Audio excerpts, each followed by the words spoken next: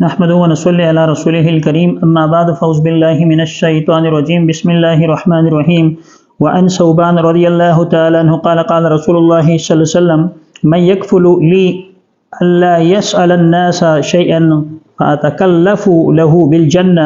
فقال ثوبان انا فکان لا یسأل احدا شیئا صدق اللہ العلی العظیم۔ حضرت ثوبان رضی اللہ تعالیٰ عنہ سے روایت مروی ہے کہ رسول اللہ صلی اللہ علیہ وسلم نے فرمایا، جو شخص مجھے اس بات کا عہد دے کہ وہ لوگوں کے آگے دست سوال دراز نہیں کرے گا تو میں اس کے لیے جنت کا ضامن ہوں۔ ثوبان رضی اللہ عنہ کہتے ہیں کہ میں نے عہد کیا کہ میں کبھی بھی کسی کے آگے ہاتھ نہیں پھیلاؤں گا۔ اس حدیث شریف میں رسول اللہ صلی اللہ علیہ وسلم نے اس شخص کو جنت کی خوشخبری دی ہے، اور آپ صلی اللہ علیہ وسلم نے اس کے متعلق فرمایا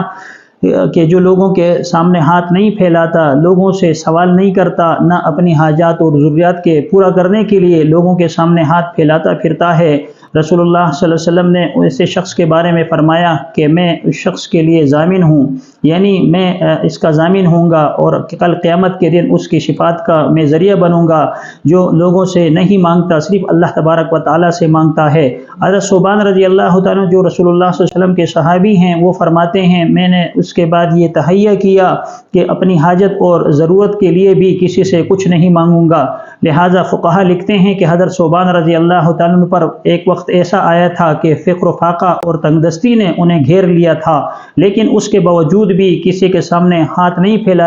پھیلاتے تھے اور کہا کرتے تھے کہ رسول اللہ صلی اللہ علیہ وسلم نے اس سے منع فرمایا ہے۔